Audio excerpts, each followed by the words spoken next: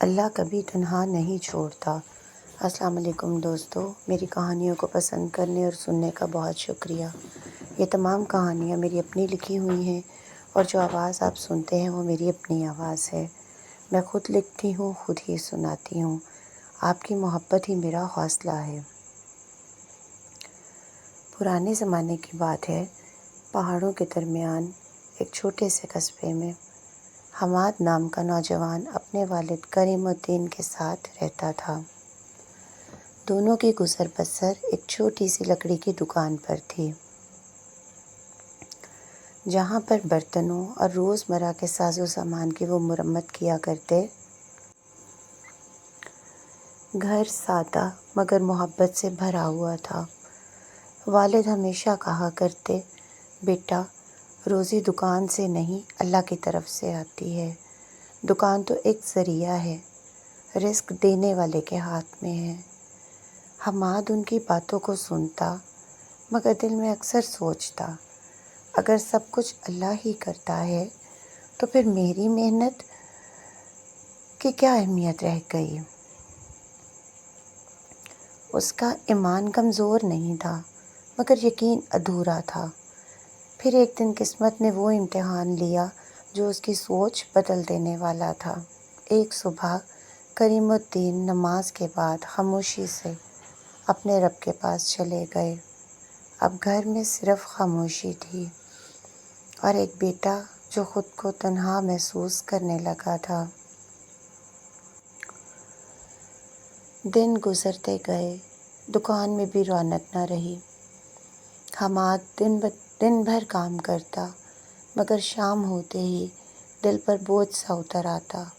کچھ دن بعد وہ سامان خریدنے دوسرے شہر روانہ ہوا۔ یہ اس کا پہلا لمبا سفر تھا، اکیلا اور اداس۔ دوپہر کا سورج سر پر، پانی ختم، پیاس اور تھکن نے اسے نڈھال کر دیا۔ وہ کسی درخت کے نیچے بیٹھا اور آسمان کی طرف دیکھ کر بولا، اے اللہ، اگر تو واقعی اپنے بندوں کا سہارا ہے تو میری مدد فرما۔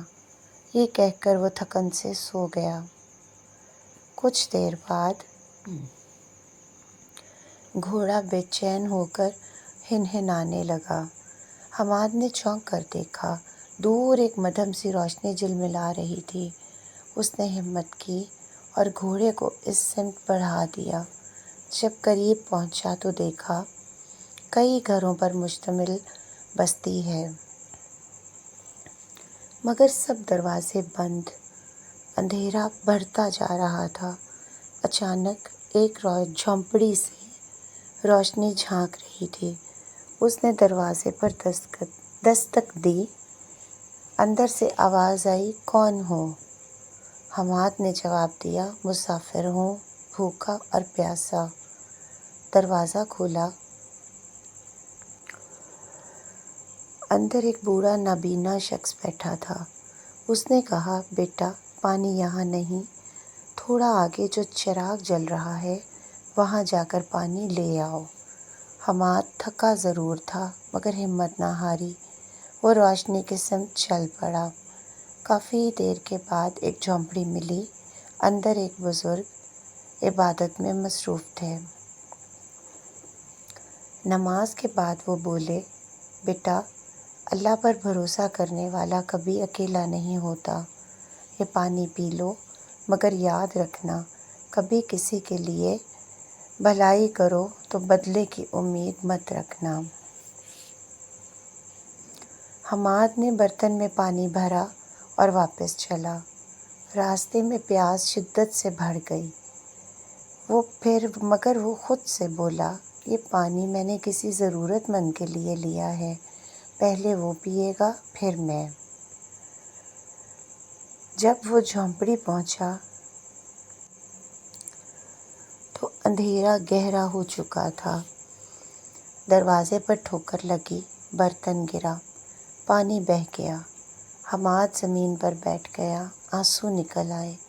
یا اللہ، میں نے تو یہ نیت نیک رکھی تھی۔ اسی لمحے دروازہ بجا۔ نابینا شخص نے کہا، جا بیٹا، دیکھ کون آیا ہے۔ دروازہ کھولا تو وہی بزرگ سامنے کھڑے تھے، ہاتھ میں کھانے اور پانی سے بھرا برتن تھا۔ انہوں نے کہا، اللہ کے بھروسے والے کبھی محروم نہیں رہتے۔ تم نے پانی اپنے لیے نہیں، کسی اور کے لیے چاہا تھا، اس لیے رب نے تمہیں دونوں دے دیے۔ حماد کی آنکھوں سے آنسو بہنے لگے۔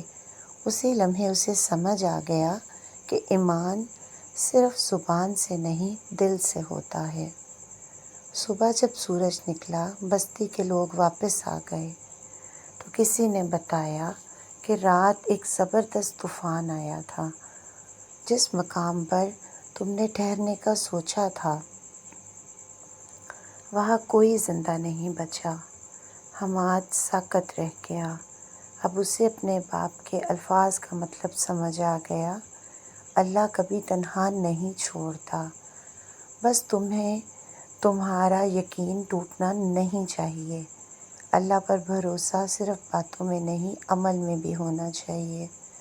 جب سب دروازے بند ہو جائیں تب بھی یقین رکھو کہ ایک دروازہ آسمان کی طرف سے کھلا ہے۔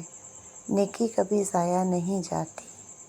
جو دوسروں کے لیے آسانی پیدا کرتا ہے، اللہ اس کے لیے مشکل وقت میں راستے کھول دیتا ہے۔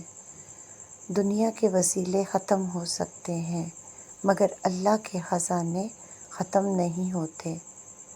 وہ صرف اس سے مانگتا ہے، جو صرف اس سے مانگتا ہے وہ کبھی خالی ہاتھ نہیں رہتا۔ مصیبتیں سزا نہیں ہوتی، بعض اوقات وہ رب کا بلاوا ہوتی ہیں تاکہ ہم پلٹ آئیں۔ اللہ تمہیں وہیں مدد دیتا ہے جہاں تمہیں لگتا ہے کہ کوئی نہیں ہے۔ اب بس شرط یہ ہے کہ دل سے میں اکیلا نہیں کہنے کا یقین ہو۔ امید ہے آپ نے اس کہانی سے بہت کچھ سیکھا ہوگا۔ پسند آئی تو کامنٹ میں اپنی رائے کا اظہار ضرور کیجیے گا۔ اللہ ہم سب کا حامی و ناصر ہو۔ آمین ثم آمین۔ جزاک اللہ۔